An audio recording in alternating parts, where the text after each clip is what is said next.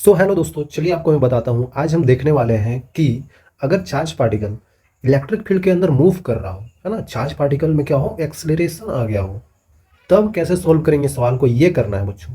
Charge particle positive या negative हो सकता है, कोई दिक्कत नहीं है, लेकिन वो मूव कर रहा है। पीछे देखे थे वो इक्विलिब्रियम में था। अगर चार्ज पार्टिकल पे इधर की तरफ electric field positive charge particle पे लग रहा है तो इधर की तरफ उस पर फोर्स लगता था F equal to Q E, और उसी के अपोजिट में हम कोई फोर्स लगा देते थे तो क्या हो जाता था, रुका रहता था। लेकिन अब होगा क्या, अब कोई भी फोर्स इधर नहीं लगा रहे, अब वो चलता रहेगा। तो इस टाइप का अगर आ जाए तो कैसे करना है वो देखते हैं। आसान है बच्चों, देखिए।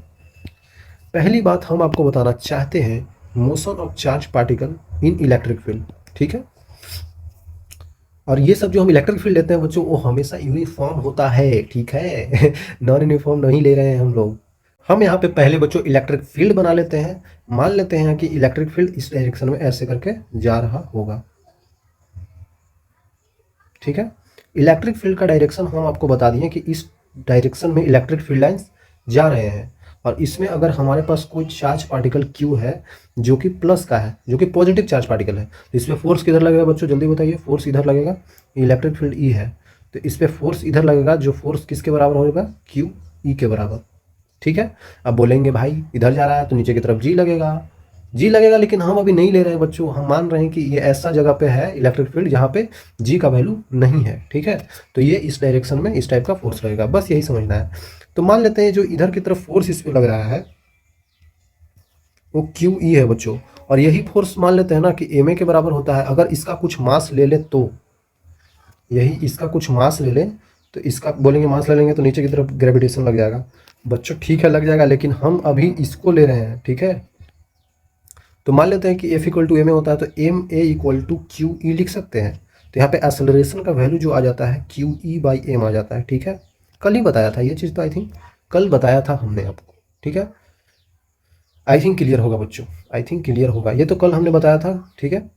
तो ये जो इक्विलिब्रियम कंडीशन में आ जाता है तो ही आंसर आता है ऐसा, अगर एक्सेलरेशन का वैल्यू QE/m लिखते हैं तो, ठीक है। आई थिंक क्लियर होगा बच्चों। तो इस टाइप का चीज़ अभी हम इसमें देखने वाले हैं। देखते हैं आगे और चीज़ें। अगर यही इलेक्ट्रिक फील्ड में हम वेलोसिटी निकालना चाहें, चार्ज पार्टिकल का वेलोसिटी कितना होगा, तो भी निकाल सकते हैं, वो भी निकाल सकते हैं भाई। मान लेते हैं ना बच्चों कि हमारे पास जो इलेक्ट्रिक फील्ड लाइन्स है वो A पॉइंट से B पॉइंट पे जा रहे हैं। सॉरी, मतलब चार्ज पार्टिकल जो है A पॉइंट से B पॉइंट पे जा रहा है। इस पे ऐसे ही इधर लग रहा है इलेक्ट्रिक फील्ड लाइन्स E। मान लेते हैं कि हमारे पास जो चार्ज पार्टिकल A पॉइंट से शुरू करता है और धीरे धीरे जाता है B पॉइंट पे चला जाता है, ठीक है। मतलब Q यहाँ पे था शुरू में, फाइनली Q यहाँ पे आ गया। U इक्वल टू 0 से स्टार्ट किया है, यहाँ पे U इक्वल टू 0, मतलब यहाँ पे रखे थे और इधर की तरफ पॉजिटिव चार्ज पार्टिकल है तो इलेक्ट्रिक फील्ड इधर की तरफ लग रहा है ना, तो वो उधर ले गया उसको, चार्ज पार्टिकल को इधर ले गया। तो फाइनली यहाँ पे कुछ वेलोसिटी भी हो गया होगा। तो बच्चों हमको निकालना है कि भी होगा क्या, वेलोसिटी होगा क्या किसी टाइम के बाद। After some time Q charge will go at point B, then velocity is V, ठीक है। इस टाइप का मान लेते हैं भाई। ओके, तो यहाँ तक क्लियर है। तो भी हमें बताना है तो क्या होगा, मान लेते हैं किसी टाइम के बाद गया होगा, किसी टाइम के बाद गया होगा, तो V equal to final velocity equal to U plus AT नहीं निकाल सकते हैं, नहीं लिख सकते हैं। क्यों लिख सकते हैं, क्योंकि एक्सेलरेशन लग तो रहा है लेकिन वो कांस्टेंट है बच्चों। जो एक्सेलरेशन हमने यहाँ पे आपको बताया ये कांस्टेंट है बच्चों। Q का वैल्यू कांस्टेंट, D का वैल्यू कांस्टेंट और मास भी कांस्टेंट है। तो बच्चों जहाँ पे एक्सेलरेशन कांस्टेंट होता है इसका मतलब हम वहाँ पे इक्वेशन ऑफ मोशन लगा सकते हैं, बिल्कुल लगा सकते हैं। तो वही हमने किया यहाँ पे। जैसे देखिए यहाँ पे V equal to U plus AT लिख दिया, तो इनिशियली तो U का वैल्यू यहाँ पे हमें 0 दिया हुआ था, और फिर यहाँ पे फाइनल वेलोसिटी जो आएगा A इंटू टी आएगा। ये क्या था, QE/m था, इंटू टाइम हो गया। एक्सेलरेशन पीछे हमने निकाला था QE/m, ठीक है। आपको अभी भी लग रहा होगा कि भाई QE/m आया कैसे, क्योंकि फोर्स वैल्यू अगर इसका मास वैल्यू, इसका अगर मास m है तो इस पे लगने वाला फोर्स क्या होगा, F इक्वल टू m है, हमने पढ़ा है वहाँ पे न्यूटन्स लॉ ऑफ मोशन में। तो वही हमने फोर्स इसके इक्वेट कर दिया, अगर इसके पास मास m है तो, है ना बच्चों। तो इसीलिए हमारे को ये आ गया। कल मैंने ये चीज़ बताया है बच्चों, अगर आप ध्यान देंगे कल तो आपको पता चल जाएगा। तो हमारे पास एक जो वेलोसिटी का टर्म आया है वो टाइम के फंक्शन में आया है। ये एक और वेलोसिटी आ सकता है अगर इनके बीच का डिस्टेंस डी है तो, ठीक है। इनके बीच का डिस्टेंस क्या है, कुछ डी है। तो यहाँ पे निकाल सकते हैं V square equal to U square plus 2as होता है फॉर्मूला। तो यहाँ पे अगर u जीरो चला जाएगा तो हमारे पास नीचे क्या बचेगा, जो वी स्क्वायर होगा बच्चों हो जाएगा 2 into Q E by M हो जाएगा, क्योंकि एक्सेलरेशन ये है और d डिस्टेंस दूर गया है, ठीक है। और मान लेते हैं ना कि पोटेंशियल डिफरेंस जो है, पोटेंशियल डिफरेंस हम आपके पास दे रखा है वो v है, डेल्टा भी वही है यहाँ पे वी बी माइनस वी है, ठीक है। ये चीज़ आपको दे रखा है। तो आप पोटेंशियल के टर्म में भी लिख सकते हैं। तो डेल्टा वी का वैल्यू होता ही क्या है, ई इंटू यहाँ पे जो डिस्टेंस है डी लिख देंगे। सिंपल सी बात है बच्चों, यही तो होता है। अब बोलेंगे डॉट क्यों नहीं लिखे हैं, क्योंकि डॉट हम जब लेते हैं तो वो क्यों लेते हैं, उसका डायरेक्शन बताने के लिए, है ना बच्चों, उसका डायरेक्शन बताने के लिए लेते हैं। तो अभी हम जनरली बस ये चीज़ देखने वाले हैं एक्चुअली में ओवरऑल होता क्या है फॉर्मूला, वो कब देखते हैं हम, जब चार्ज पार्टिकल को किसी छोटे से डिस्टेंस पे डी आर ले जाते हैं तो डेल्टा भी equal to integration minus of integration of E delta R करते हैं। तो उस टाइप का अभी नहीं करेंगे बच्चों, क्योंकि हम उतना छोटे लेवल पे नहीं ले जा रहे हैं, साफ साफ हमें डिस्टेंस दिख रहा है, ठीक है। तो हम डायरेक्टली इसका यूज कर सकते हैं। यहाँ पे डायरेक्टली यूज करेंगे तो कितना आएगा, देखिए यहाँ पे मतलब ई का वैल्यू हम रख देंगे तो डेल्टा भी अपन डी आ जाएगा। और ये साफ साफ दिख रहा है, ई इंटू डी का वैल्यू यहाँ पे हम भी रख सकते हैं, पोटेंशियल मतलब 2q भी डिवाइडेड बाई एम, मतलब भी का वैल्यू रूट ओवर 2q भी डिवाइडेड बाई एम भी लिखा जा सकता है, ठीक है। अब बोलेंगे भी तो कटना चाहिए था, ये वाला भी ये वाला भी। बता देता हूँ आपको बच्चों, ये वेलोसिटी है, ध्यान दीजिएगा। वेलोसिटी को मैंने वेक्टर से रिप्रेजेंट किया ऐसे करके, ठीक है, गड़बड़ नहीं करना है। ये वेलोसिटी है और ये क्या है हमारे पास, पोटेंशियल डिफरेंस। ये जो v है पोटेंशियल डिफरेंस है और ये वेलोसिटी है। आई थिंक क्लियर होगा। आगे देखते हैं। अगर आप यहाँ तक समझ गए तो अगर हमने वेलोसिटी निकाल लिया तो इनका मोमेंटम भी तो बता सकते हैं। मोमेंटम क्या होता है, मोमेंटम मोमेंटम भी तो बता सकते हैं बच्चों। वो क्या होता है, p से रिप्रेजेंट करते हैं। तो p क्या होता है ना, p इक्वल टू एम भी होता है, ठीक है। ये वेलोसिटी होता है, ये मोमेंटम होता है। तो सिंपल सी वेलोसिटी का वैल्यू रख दीजिए। तो m इंटू वेलोसिटी का वैल्यू क्या आया था, ये चीज़ रख देते हैं, रूट 2q भी बाई एम, 2q भी बाई एम। साफ साफ दिख रहा है कि p का वैल्यू यहाँ पे आ जाएगा हमारे पास रूट ओवर 2m q भी, क्योंकि इसको रूट में ले जाएंगे ना, फिर इसको रूट यहाँ पे चढ़ाएंगे तो स्क्वायर आ जाएगा, एक कट जाएगा तो यही तो बचेगा m2q भी, m2q भी, ठीक है। ओके, अब एक आ गया ये p का, एक और p का बता सकते हैं, इसके टर्म में बता देते हैं, Q E T by M. ऐसे भी तो लिख सकते हैं p का value m into Q E T by M, ऐसे भी लिख सकते हैं। m यहाँ पे भी कट जाएगा तो मोमेंटम यहाँ से भी आ जाएगा क्यू ई टी, ये भी हम बता सकते हैं मोमेंटम का वैल्यू, ये भी हम बता सकते हैं मोमेंटम का वैल्यू। दो आ गया है ना, दोनों से हमने ला दिया तो दो आ गया हमारे पास। आसान है यार। अगर हमने मोमेंटम निकाल लिया बच्चों, अगर हमने मोमेंटम निकाल लिया तो आप काइनेटिक एनर्जी बता सकते हैं। अब बोलेंगे ये सब क्यों निकाल रहा है मास्टर, ये आगे थोड़ा काम आएगा बच्चों, है ना, थोड़ा सा आगे काम आएगा, इसीलिए हम ये इसको निकाल रहे हैं, ठीक है। तो काइनेटिक एनर्जी क्या होता है बच्चों, आपको पता होगा। काइनेटिक एनर्जी हमारे पास होता है हाफ एम वी स्क्वायर। भी यहाँ पे वेलोसिटी है, फिर से बता देता हूँ आपको वैसे करके, है ना, वेक्टर दिखा के। तो आपको पता चल गया होगा वी वेलोसिटी है तो वी का वैल्यू रख देते हैं। आपको पता होगा वी पीछे क्या आया था, रूट टू क्यू भी बाई एम आया था।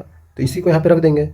तो half of M into we square मतलब कि 2q भी बाई एम, एम कट जाएगा तो यहाँ पे काइनेटिक एनर्जी का जो वैल्यू आ जाएगा वो आ जाएगा आपके पास 2 भी कट जाएगा, क्यू भी आ जा रहा है, देख रहे हैं, ये बहुत इंपॉर्टेंट आया है बच्चों, क्यू भी, ठीक है। क्यू यहाँ पे क्या है, चार्ज ऑफ पार्टिकल, और भी क्या है, पोटेंशियल डिफरेंस है दो पॉइंट के बीच में, ठीक है। आई थिंक क्लियर होगा। एक और काइनेटिक एनर्जी का बता सकते हैं, उसके वजह से वो आ जाएगा क्या, half M into we square मतलब इसका square, Q E T by M का square, Q E by M into T का होल स्क्वायर, ऐसे कर सकते हैं। तो half of M into Q E T का whole square divided by M square, एक एम कट जाएगा यहाँ पे। तो आपके पास पता चल गया होगा काइनेटिक एनर्जी का जो वैल्यू आएगा वो आ जाएगा Q E T by 2 M, ऊपर स्क्वायर हो जाएगा इसका, ठीक है। ये ऐसे भी हम बता सकते हैं। तो ओवरऑल चीज़ों को करना होगा तो आप खुद से भी कर सकते हैं, लेकिन आप एक दो चीज़ याद रखिएगा, जैसे कि पी का वैल्यू ये याद रखिएगा और काइनेटिक एनर्जी का ये अगर चाहे तो आप निकाल भी सकते हैं। अगर आपको ये पता है डायरेक्टली वेलोसिटी का वैल्यू यहाँ पे रख देंगे, ये है क्या, बार बार बता रहा हूँ, ये वेलोसिटी है ना, तो डायरेक्ट आप ऐसे भी रख सकते हैं। लेकिन अगर आप जल्दी चाहते हैं तो याद कर लीजिएगा, जैसा भी हो आप सुविधा आप समझ सकते हैं। याद करना जरूरी नहीं है, मैं कभी जरूरी नहीं बोल रहा हूँ कि याद ही करना है है ना, नहीं करेंगे तो भी चलेगा। When a charged particle enters in the initial velocity at right angle to the uniform electric field, electric field में अगर चार्ज पार्टिकल एकदम 90 डिग्री पे हिट करता है, बोला ना राइट एंगल पे हिट करता है, तब क्या होगा, इक्वेशन ऑफ ट्रेजेक्टरी आप बता सकते हैं बच्चों, बिल्कुल बता सकते हैं। मान लेते हैं ना कि आपके पास जो दिया हुआ है वो इलेक्ट्रिक फील्ड लाइंस ऐसा दिया हुआ है,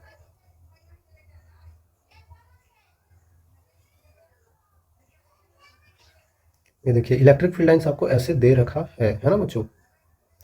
तो आपको अब पता चल गया होगा कि अगर यहाँ से कोई चार्ज पार्टिकल इंटर करे, छोटा सा यहाँ से इंटर किया है, ठीक है, तो भाई अगर इंटर किया है तो इलेक्ट्रिक फील्ड लाइंस का डायरेक्शन ऐसे है ना। देखिए आपको दिखा देता हूँ, इलेक्ट्रिक फील्ड लाइंस नीचे से ऊपर की तरफ जा रहा है, ऊपर की तरफ। तो भाई ऊपर की तरफ जा रहा है तो इसका डायरेक्शन ऊपर है और इसका वेलोसिटी इधर है, तो ये 90 डिग्री पे तो हिट किया, चार्ज पार्टिकल इधर से आ रहा था 90 डिग्री पे और इधर से जा रहा था इलेक्ट्रिक फील्ड, तो दोनों के बीच में 90 डिग्री का हिट हो रहा है।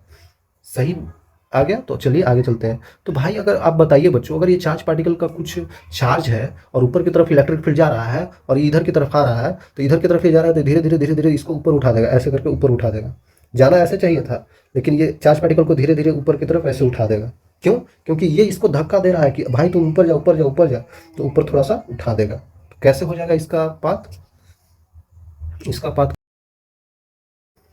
मतलब कि जाता रहेगा और ऊपर उठाता रहेगा, तो उठाते उठाते ऊपर तक उठा देगा। ठीक है, आई थिंक क्लियर होगा। तो मान लेते हैं कोई पॉइंट हम यहाँ पे पी पॉइंट ले लेते हैं जो एक्स कॉमा वाई है, कोई भी पॉइंट ले सकते हैं बच्चों। इसको जाना इधर चाहिए था ऐसे, है ना,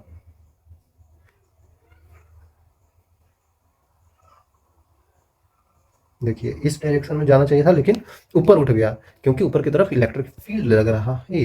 ठीक है, तो बच्चों हमें बताना क्या है, इक्वेशन ऑफ ट्रेजेक्टरी क्या होगा। इक्वेशन ऑफ ट्रेजेक्टरी मतलब ये जो लाइन ऐसे जा रहा है इसका पाथ कैसा होगा, कैसा पाथ होगा, किस रास्ता से जा रहा है, उसका इक्वेशन क्या होगा।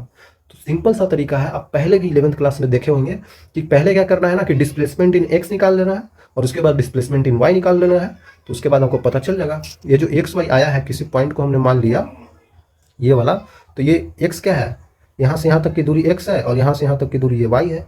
ठीक है, तो आप एक्स का वैल्यू निकाल लीजिए और वाई में पुट कर दीजिए, तो इक्वेशन ऑफ ट्रेजेक्टरी आ जाएगा। तो एक्स है क्या, यहाँ से यहाँ तक इसका डिस्प्लेसमेंट ही तो है। वाई है क्या, इस लाइन से ऊपर की तरफ इसका डिस्प्लेसमेंट ही तो है। तो वही चीज़ हमें निकालना है। तो चलिए बच्चों एक्स का वैल्यू निकाल सकते हैं किसी भी टाइम टी पे, पी पॉइंट पे मान लेते हैं at any time T charge is at P point. ठीक है, चार्ज कोई पी पॉइंट पे है, चार्ज कोई पी पॉइंट पे चला गया तो टी टाइम पे पी पॉइंट पे चला गया है। तो इनिशियली जो आया था बच्चों ये इधर की तरफ, तो यू वेलोसिटी से आया था, तो यू अलोंग एक्स ही तो है, एक्स डायरेक्शन में वेलोसिटी था। ठीक है, इसको यू लिख देते हैं। ऊपर की तरफ यहाँ पे यू अलोंग वाई, वाई में कुछ वेलोसिटी था इसका, नहीं था, तो जीरो लिख देंगे क्योंकि ये ऐसे हिट किया है, ऐसे वेलोसिटी था, ऐसे थोड़ी हिट किया है, ऊपर की तरफ कोई वेलोसिटी नहीं है। ठीक है, और अगर ये चार्ज पार्टिकल ऊपर की तरफ जा रहा है, ऊपर की तरफ है ना, चार्ज पार्टिकल जो है क्यू हमारे पास जो कि पॉजिटिव है, तो ऊपर की तरफ जा रहा है, मतलब ऊपर की तरफ कोई एक्सेलरेशन लग रहा होगा इसका, वो है क्या, क्यू ई बाई एम। पीछे ही बताया आपको बच्चों, यहाँ ऊपर की तरफ जो एक्सेलरेशन लग रहा होगा वो हो जाएगा क्यू ई बाई एम। ठीक है, यहाँ पे अगर पहुँच गया है चार्ज पार्टिकल तो ऊपर की तरफ लगेगा। ठीक है, तो ये ऊपर की तरफ एक्सेलरेशन अलोंग वाई हो गया। ठीक है, एक्सेलरेशन अलोंग वाई हो गया। क्या लगता है आपको, एक्सेलरेशन अलोंग एक्स कुछ है, कुछ नहीं है बच्चों, एक्स के अलोंग कोई एक्सेलरेशन थोड़ी लग रहा है। लगता तो इधर जाता ना, नहीं लग रहा है तभी तो ऊपर की तरफ जा रहा है, क्योंकि ऊपर की तरफ लग रहा है। अब आपको समझ में आ गया एक्स में वेलोसिटी और एक्स में एक्सेलरेशन कैसे वेरी कर रहा है। तो अब आप बता सकते हैं, आपको पता है ना बच्चों, ये X equal to U T plus half A T square, ये एक्स में देख रहे हैं तो यू अलोंग एक्स और टी अलोंग एक्स कर देते हैं। एक्स डायरेक्शन लिख दिया हमने, ठीक है। तो एक्स डायरेक्शन में क्या लग रहा है बच्चों, एक्स डायरेक्शन में तो एक्सेलरेशन है ही नहीं, तो ये जीरो हो जाएगा ना पूरा। तो बचेगा क्या फिर हमारे पास, X equal to U X, जो कि यू है, और टी हो गया, ये आ गया एक, ठीक है। अब हम लोग वाई डायरेक्शन में देख लेते हैं। वाई डायरेक्शन में क्या हो जाएगा, फिर से वही Y equal to U along Y into T plus half A along Y into T square. अब साफ साफ आपको पता है कि एक्सेलरेशन अलॉन्ग वाई है ही नहीं, sorry velocity along, initial velocity along Y कुछ है ही नहीं, ठीक है। फाइनली आपको, ठीक है, फाइनली यहाँ पे कुछ वेलोसिटी अलॉन्ग वाई भी होगा और वेलोसिटी अलॉन्ग एक्स भी होगा, वो हमें नहीं पता है, लेकिन हम इनिशियल देख रहे हैं ना, यहाँ पे यू अलॉन्ग वाई होता है, तो ये यू अलॉन्ग वाई तो जीरो है, ये तो पता है ना हमें, ठीक है। तो अब वाई का वैल्यू जो आपके पास आ गया, half of A along Y, acceleration along Y है Q E by M into T square, ठीक है। तो टी का वैल्यू यहाँ से उठा के पुट कर दीजिए, तो क्या आ जाएगा, Q E by two M into T square, मतलब कि X square by U square, ठीक है। तो y का जो इक्वेशन आ गया हमारे पास वो ये आ गया, Q E divided by two M U square into X square, तो ये इस टाइप का आ गया, ठीक है। तो यहाँ पे दिख रहा है साफ साफ y का जो वैल्यू है वो directly proportional to X square है, मतलब यहाँ पे कुछ पैराबोलिक टाइप का इक्वेशन है, तो ग्राफ उसका पैराबोला ही बनेगा, ठीक है। ये पैराबोला ही होता है इस टाइप का, तो पैराबोला ही ग्राफ बनेगा, y directly proportional to X square. तो इसका ग्राफ कुछ ऐसा बनाना चाहें तो ऐसा बनेगा, है ना, इस टाइप का। आई थिंक क्लियर होगा बच्चों। तो आगे देखते हैं और चीज़ें। अगर यहाँ पे हम बता रहे थे पीछे कि यहाँ पे कुछ इसका वेलोसिटी होगा, कुछ एक्स में कुछ वाई में, तो हम ये निकाल लेते हैं कितना वेलोसिटी होगा, है ना बच्चों, क्यों छोड़े उसको।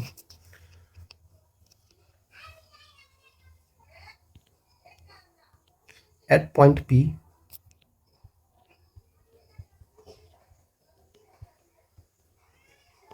Velocity V X equal to what और velocity V Y equal to what, ठीक है।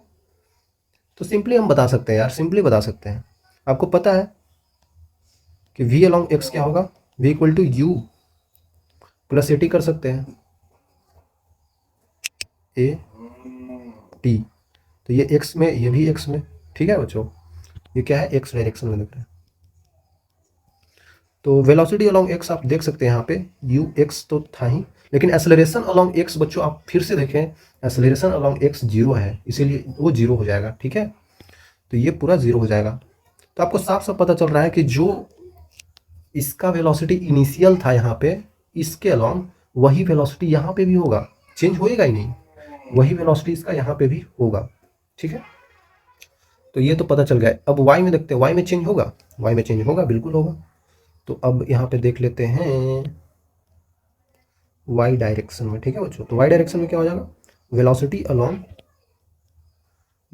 y direction equal to initial velocity y direction में plus acceleration along y into T. यहाँ पे बता सकते हैं बिल्कुल आसानी से हम लोग कि u y, acceleration along y नहीं है, देखिए जीरो है, ठीक है, तो लिख देते हैं जीरो।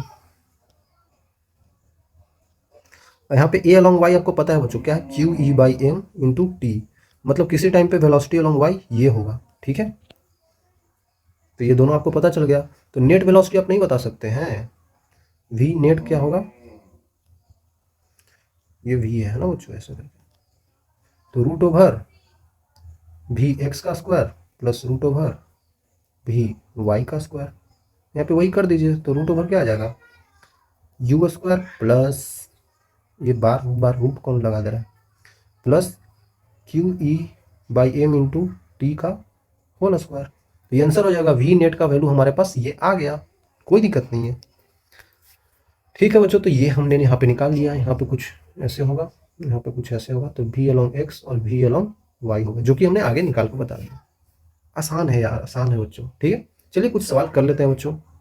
पहला सवाल आपके स्क्रीन पे ये रहा, काफ़ी आसान सा सवाल आपके पास ये रहा, पार्टिकल ए है जिसके पास चार्ज q और पार्टिकल बी है जिसके पास चार्ज 4q। सिंपल जो बोल दिया वो लिख लेना है, ए पार्टिकल और एक बी पार्टिकल, इसके पास चार्ज q है प्लस का, इसके पास प्लस का 4q चार्ज है, 4q चार्ज है, ठीक है। आगे बोल रहा है कि each of them having same mass, बोल रहा है कि मास सेम है, ठीक है भाई, मास सेम बना दिए। Then allowed to fall from rest same electrical potential difference. Okay, इसका भी अगर पोटेंशियल डिफरेंस देखें तो भी है, इसका भी पोटेंशियल डिफरेंस भी है, ठीक है।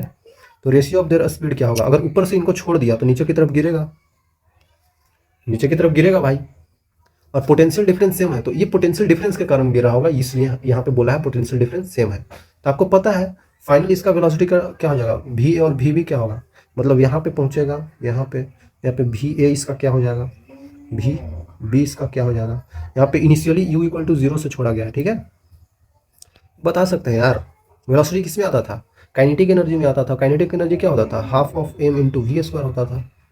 और अगर हम भी का इसमें पुट कर दिए थे तो कितना आया था, पुट कर दिए थे तो क्या आया था, Q into charge into potential आया था काइनेटिक एनर्जी। याद कीजिए बच्चों, पीछे ही बताया है मैंने, चार्ज इंटू पोटेंशियल आया था, देख रहे हैं, चार्ज इंटू पोटेंशियल आया था। इसी को आगे हम लिख देते हैं। और यहाँ पे पोटेंशियल डिफरेंस सेम है, चार्ज डिफरेंट है। तो काइनेटिक एनर्जी जो था इसका देखिए proportionality, half of M into we square equal to q into v, ये वेलोसिटी था। तो देख रहे हैं मास तो सेम है दोनों का, और दोनों का मास सेम है, और टू तो ये काम करेगा ही नहीं। लेकिन यहाँ पे वेलोसिटी जो है, इसका वेलोसिटी जो है वो क्यू के डायरेक्टली प्रोपोर्शनल। और यहाँ पे देखेंगे तो ये पोटेंशियल डिफरेंस है, तो पोटेंशियल डिफरेंस इसका और इसका सेम ही है। तो साफ साफ दिख रहा है हमें कि यहाँ पे वेलोसिटी का square directly proportional to, velocity का स्क्वायर जो है डायरेक्टली प्रोपोर्शनल टू चार्ज है, ठीक है। मतलब कि भी ए का स्क्वायर डिवाइडेड बाई भी बी का स्क्वायर बराबर, ये सब वेलोसिटी भाई, equal to charge on A, charge on A upon charge on B. Charge on A क्या है, वो क्यू है, इस पे क्या है 4 क्यू है, तो भाई 1/4 आ जाएगा। तो यहाँ से आप क्यू ए भी velocity of A upon velocity of B करेंगे तो रूट आ जाएगा यहाँ, तो आ जाएगा 1/2। तो 1/2 आंसर हो जाएगा हमारे पास। देख रहे हैं कितना आसान है, आसान है यार, थोड़ा सा फॉर्मूला दिमाग में रखेंगे आ जाएगा। जेई मेंस में आते हैं ऐसे सवाल, आ रहे हैं, फ्रिक्वेंटली पूछे जा रहे हैं। पार्टिकल मास 2 ग्राम का है एंड चार्ज 1 माइक्रोकूलम, ठीक है।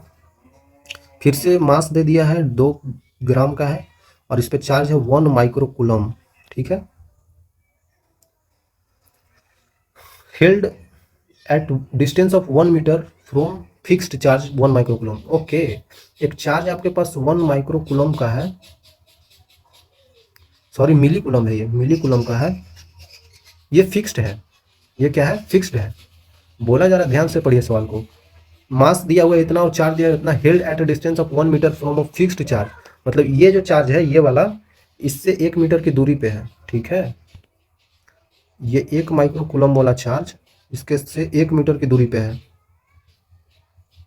1 मीटर की दूरी पे है, और ये फिक्स्ड है। बोला जा रहा है फिक्स्ड है, लेकिन ये मूव कर रहा होगा।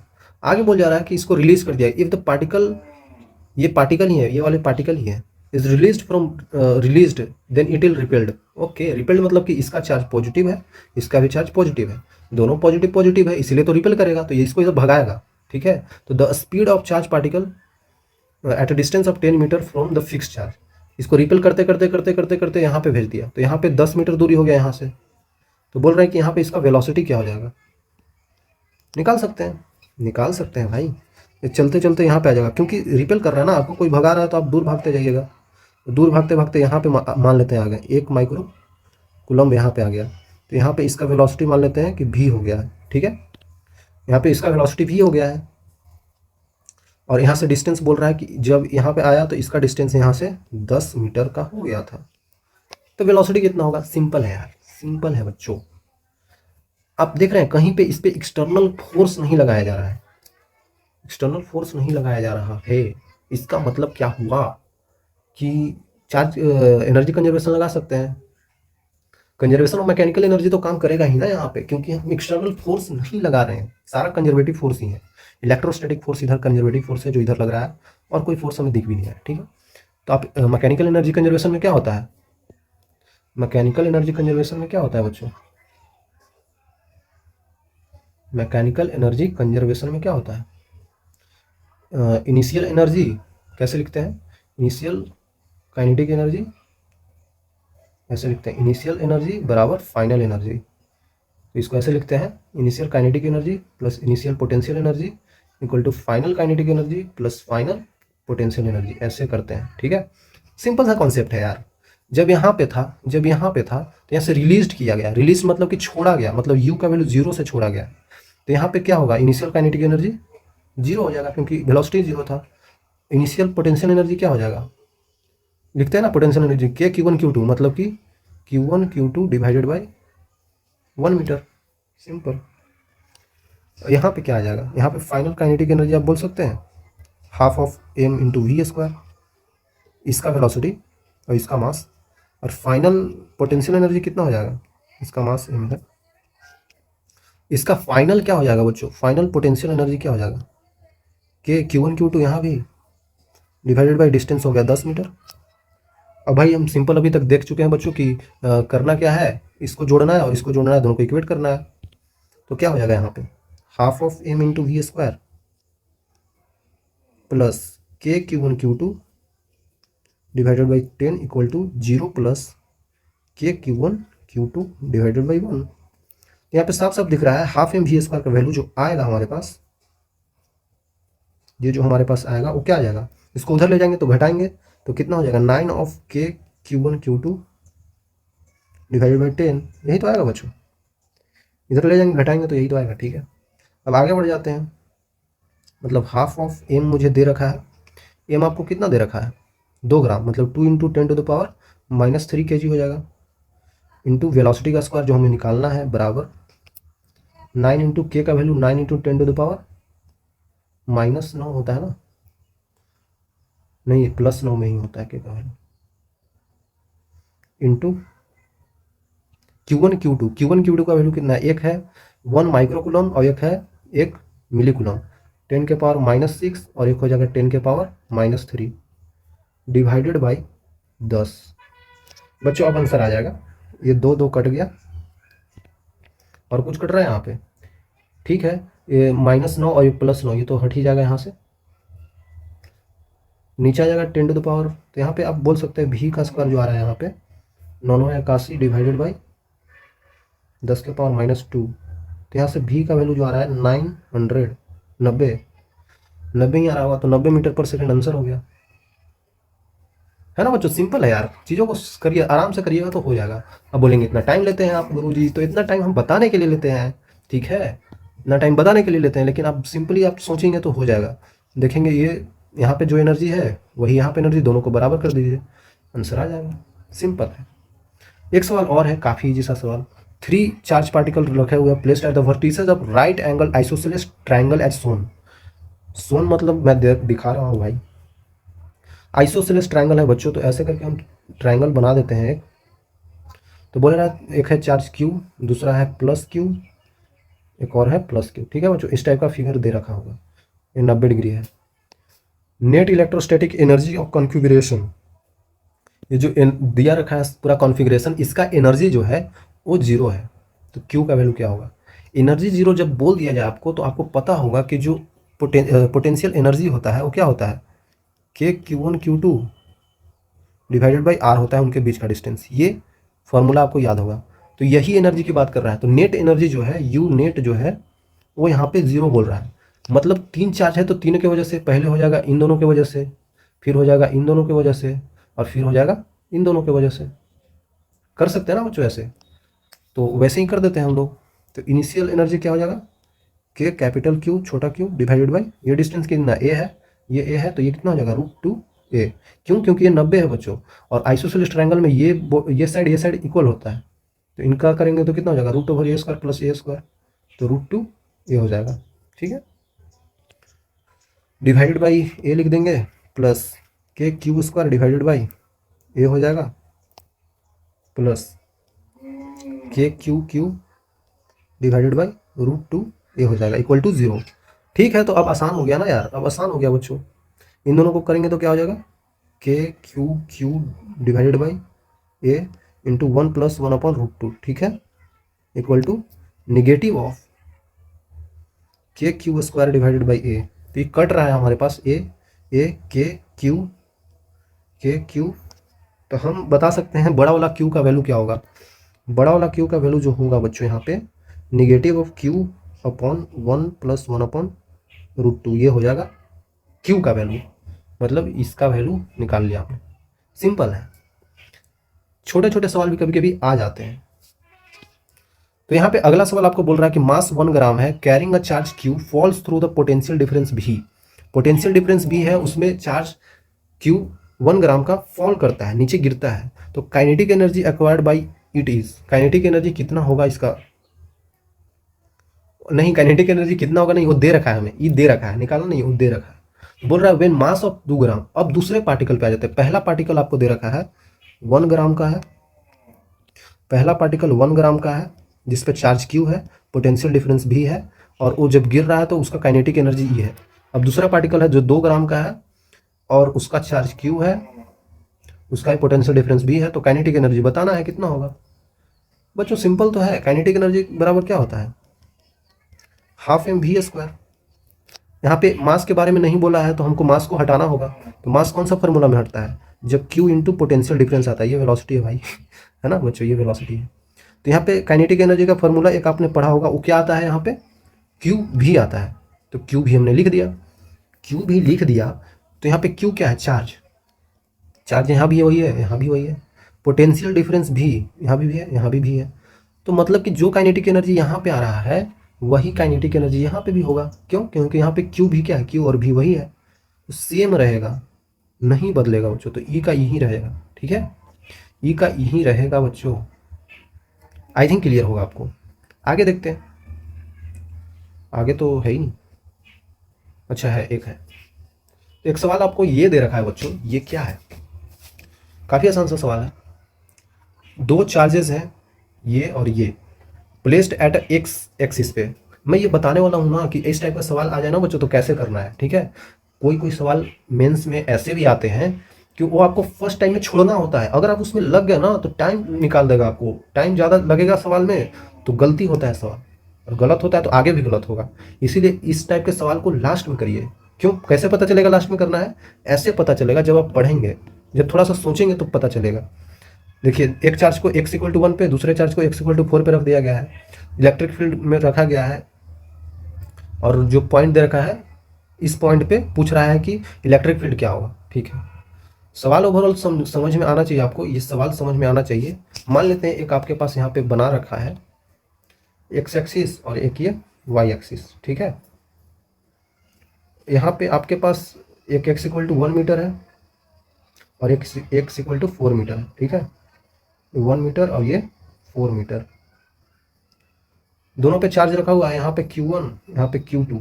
Q2 का वैल्यू नेगेटिव है, मतलब ये नेगेटिव चार्ज है, इस टाइप का बोल रखा है। देखिए यहाँ पे नेगेटिव चार्ज है और ये पॉजिटिव चार्ज है, देखिए।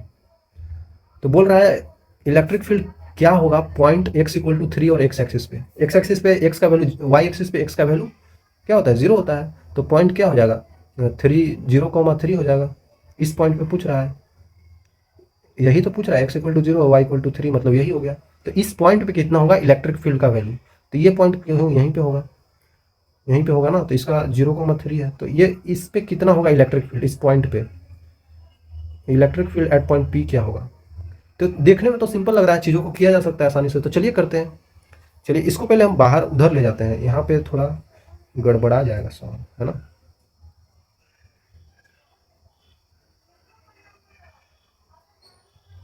इसको इधर ले आते हैं, है ना बच्चों।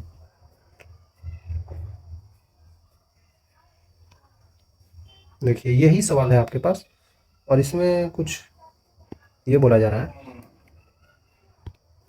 क्या लगता है आपको इसके वजह से जो यहाँ पे इलेक्ट्रिक फील्ड बनेगा, ये इसके वजह से इस पॉइंट पे इलेक्ट्रिक फील्ड पॉजिटिव है तो दूर की तरफ फेंकेगा ऐसे, मतलब कि यहाँ से जाएगा ऐसे फेंकेगा, यहाँ से ऐसे फेंकेगा।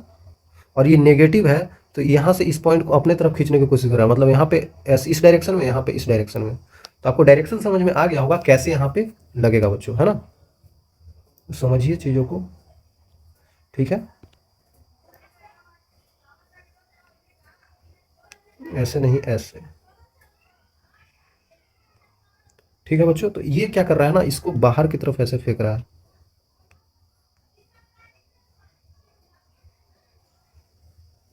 और ये इधर की तरफ ला रहा है, मतलब इसका डायरेक्शन यहाँ पे इधर खींचने का है, इसको इधर फेंकने का है। तो ओवरऑल आपको समझ में आ रहा होगा, यहीं पे कुछ कर्म कांड होगा। क्या लगता है ये 1 मीटर, ये इतना तो एंगल उंगल अब देखना पड़ेगा। ये Q1 की वजह से है तो ये E1 हो जाएगा, ये E2 हो तो E2 की वजह से हो जाएगा।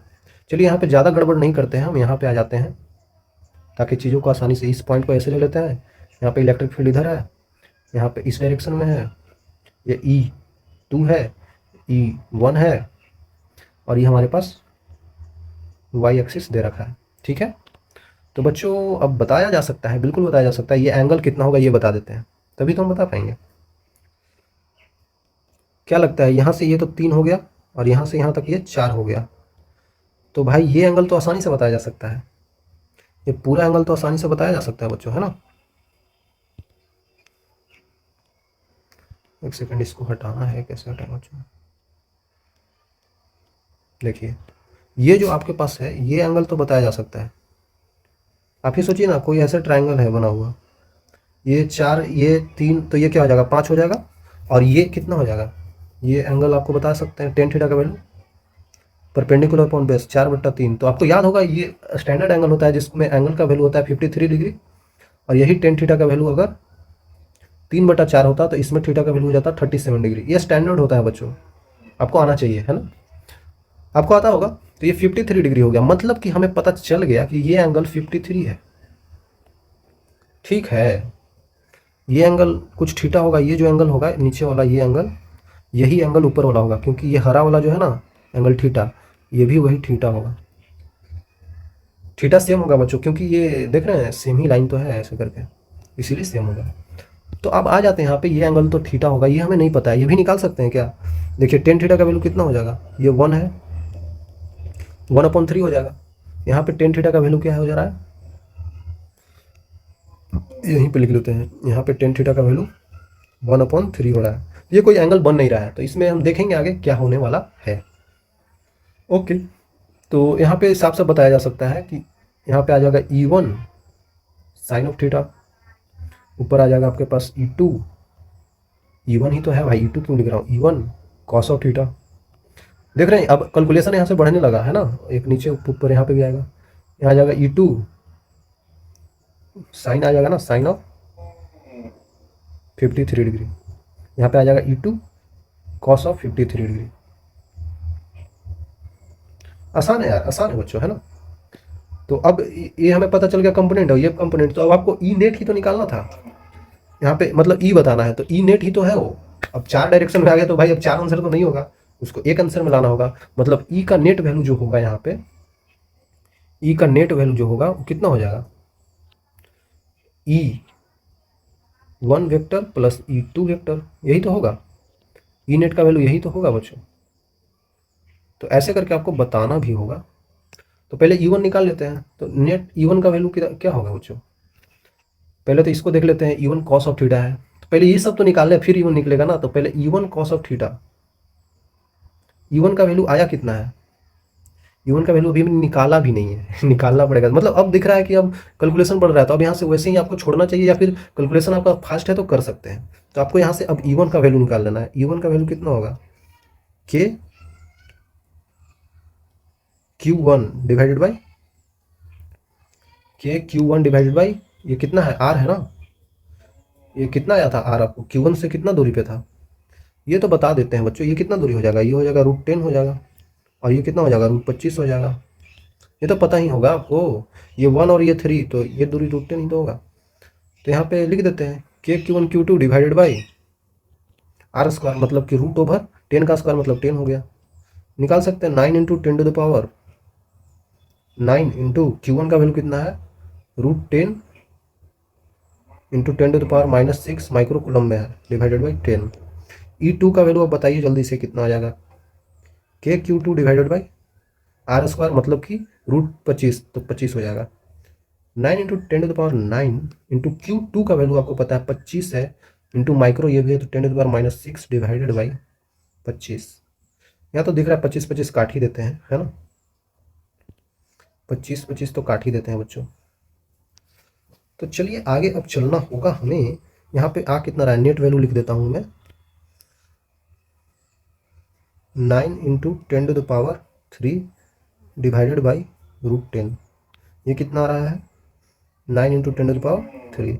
तो चलिए अब E1 E2 को आगे लिख देते हैं, 9 × 10⁻³ डिवाइडेड बाई √10, यहाँ पे लिख सकते हैं 9 into 10⁻³ divided by √10।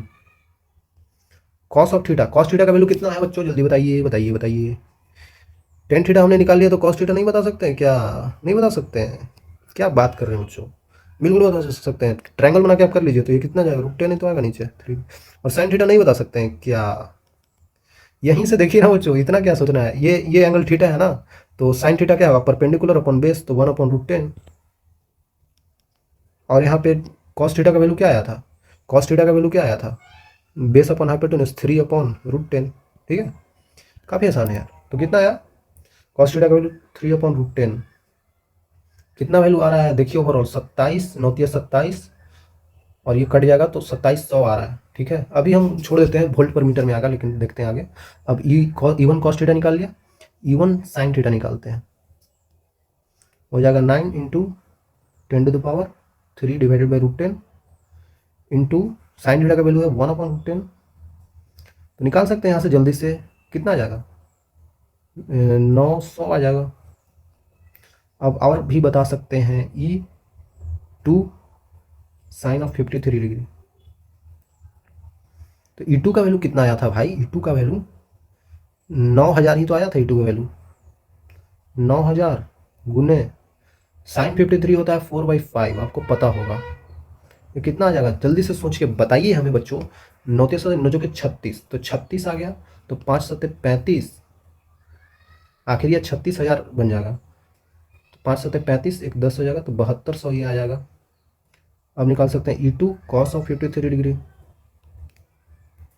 Cos of 53 degree, तो ये कितना हो जाएगा, 9000 गुने 3/5। अब क्या हो जाएगा, अब 9 27, तो 27 बन गया, तो 50 25, 50 25 हो जाएगा ना बच्चों, फिर 25 5 दूना 10, 5200 हो जाएगा।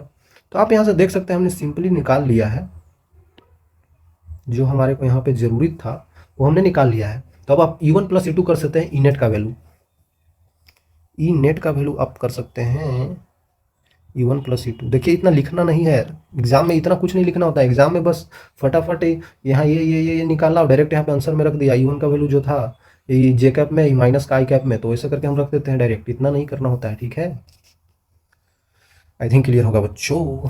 तो यहाँ पे बता देता हूँ आपको E1 का वैल्यू क्या आ रहा है। E1 देखिए ओवरऑल E1 क्या है, माइनस का E1 साइन थीटा आई कैप में, और ये जे कैप में है।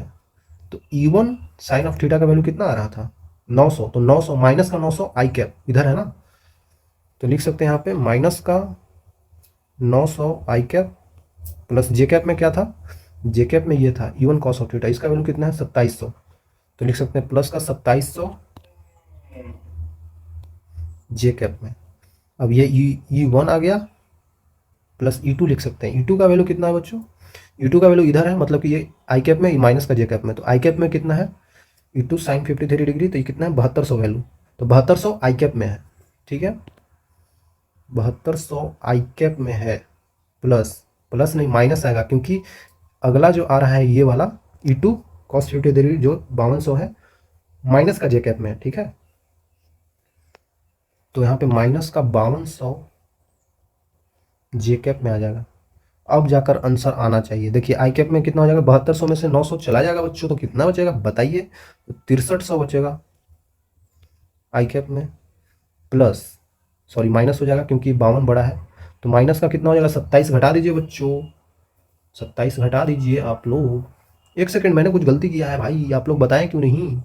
ये जो कटेगा कितने बार में कटेगा, 9 27, 2700, देखिए 27,000 डिवाइडेड बाई 5, तो 5 50 25 और 20 हो जाएगा, तो 4 5 20 ना होगा भाई, तो 5400 आएगा ना यार, 5400 आएगा बच्चों। तो 5400 में से अब हमको घटाना है 2700, तो कितना हो जाएगा, जोड़ लीजिए आप लोग, 20 चला जाएगा तो कितना हो जाएगा भाई, 44 34, 34 में से 7 चला जाएगा तो 27 बचेगा, तो 2700 जेकैप में आ गया। तो ई नेट का वैल्यू आप बता दिए यहाँ पे, ई नेट का वैल्यू जो हमारे पास आ गया है वो आ जाएगा 63 आई कैप माइनस 27 जे कैप इंटू 10⁻², वोल्ट पर मीटर में जो भी होगा ये आंसर हो जाएगा। 63 माइनस 27, देखिए आंसर है 63 माइनस 27, है ना, ये नहीं 63 माइनस 27 ये है, सी ऑप्शन हो जाएगा, इंटू 10⁻²। आसानी से लिखा जा सकता है, लेकिन इसको टाइम लगेगा ये सवाल करने में बच्चों, आपको खुद लगेगा टाइम। और एग्जाम में तो बच्चों इतना टेम्परामेंट खराब होता है कि सवाल भी नहीं होगा ये आपसे, मुझे पता है। तो बच्चों इस सवाल को छोड़ना होगा कहाँ पे, अगर आप यहाँ पे अगर ये डायग्राम बना लिए, जल्दी जल्दी करना होता है सवाल ना, तो डायग्राम बना लिए, उसके बाद ऐसे फोर्स हम दिखा दिए। अब दिख रहा है कि यहाँ पे थीटा थीटा बनेगा भाई, अब थीटा उटा बन रहा है तो भाई अब लिखना पड़ेगा उसमें बहुत ज़्यादा, टाइम टेकिंग होगा। यहीं से आपको छोड़ना था सवाल, छोड़ देंगे, लास्ट में आके कैलकुलेशन कर लेंगे भाई, आंसर निकाल लेंगे। और टाइम होता है आपके पास, टाइम देता है वो, टाइम देता है करने के लिए सवाल। ऐसा नहीं है कि जेई है ना तो इसमें टाइम लिमिट रहता है आपके पास, करने पर तो टाइम रहता ही है। ये सवाल जो कि मैंने कल ही कराया था जेई मेंस का, याद होगा आप कल का देखे होंगे लेक्चर, तो क्या बोल रहा है, 3 चार्जेस प्लेस्ड एट डिस्टेंस भी दे रखा है, 0 पे रख दिए हैं प्लस क्यू को, मिड पॉइंट d/2 पे रख दिए हैं क्यू को, और डी पे रख दिए हैं प्लस क्यू को। सिंपल है, एक्स एक्सिस पे ही है, force experience by plus q at x equal to 0। इसको पर फोर्स एक्सपीरियंस कितना होगा, मैंने कल केस लिया था इस पे, अब इस पे हो गया तो कोई दिक्कत नहीं है, सवाल तो अब भी बन जाएगा। 0 है मतलब इस पे जो लगने वाला फोर्स है वो 0 है, ठीक है। तो F net on plus q at origin जो 0 है, ठीक है, तो इस पे 0 कर देते हैं। तो भाई ये पॉजिटिव का है, तो पॉजिटिव का है तो ये क्या करेगा, ये इसको इधर धक्का देगा, और ये पॉजिटिव का होगा तो ये भी इधर धक्का देगा, तो भाई इस पे नेट फोर्स 0 होएगा ही नहीं। इसका मतलब ये प्लस का है तो ये माइनस का होना चाहिए, अब समझ में आया, ये माइनस का होना चाहिए, तभी तो ये बड़ा वाला इधर धक्का देगा और नेगेटिव वाला इधर खींचेगा, तभी तो जाकर इस पर फोर्स 0 हो पाएगा। मतलब कि के क्यू स्क्वायर डिवाइडेड बाई पूरा डी था, डी का स्क्वायर इक्वल टू निगेटिव वाला फोर्स जो कि क्या है, के Q Q divided by d/2 का होल स्क्वायर। आपके पास क्या कट रहा है बच्चों, ये तो कट ही जाएगा, तो यहाँ पे फिर से डी स्क्वायर भी कट ही जाएगा। तो आपके पास क्या लगता है क्यू का वैल्यू क्या हो जाएगा, ऊपर 4 हो जाएगा और यहाँ क्यू हो जाएगा, तो छोटा वाला क्यू का वैल्यू q/4 होगा। क्या लगता है पॉजिटिव या नेगेटिव, नेगेटिव में बच्चों, तो नेगेटिव हम लगा देंगे, तो q/4 आप नेगेटिव में ये बता सकते हैं। आसान है यार, है ना। आगे देखते हैं बच्चों, एक सवाल काफ़ी आसान सा सवाल, ये बहुत आसान, इसको तो करना ही होगा। मास दिया है, चार्ज दिया है, सस्पेंडेड बाय इंसुलेटेड फिगर में दिया हुआ है, थीटा का वैल्यू बताना है, फाइंड थीटा क्या होगा, placed in electric field of magnitude this. ठीक है, पीछे तो बताया था ये केस, जब इलेक्ट्रिक फील्ड इस डायरेक्शन में ऐसे लगता है तो ये इसको उठा के ऊपर की तरफ फेंकेगा, मतलब इसको मान लेते यहाँ पे आ गया, इसका मास सेम था, यहाँ पे आ गया, तो भाई क्या होगा, इधर की तरफ इस पर क्यू ही लग रहा होगा, ये एंगल थीटा बोल रहा है, तो ये एंगल ऐसे परपेंडिकुलरली भी ये थीटा ले लेंगे, तो इधर टेंशन का T cos theta T sine theta कर देंगे।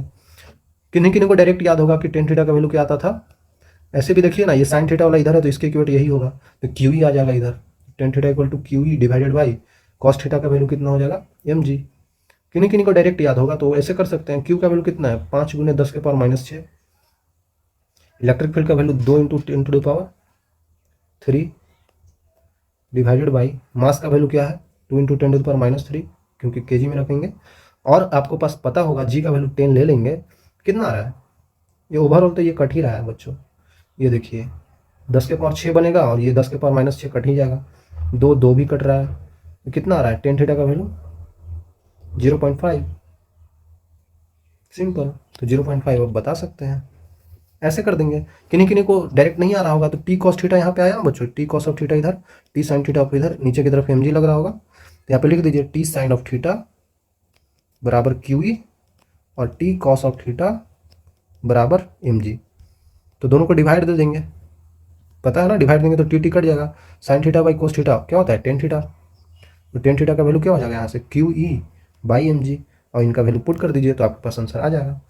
आसान है बच्चों, आसान है, देख रहे हैं जी मेन में आसान सवाल आते हैं, जेई मेन में आसान सवाल आते हैं, तो यहाँ तक आने के लिए आपको बड़ा वाला थैंक यू, मिलेंगे आगे, तब तक के लिए ओके बाय।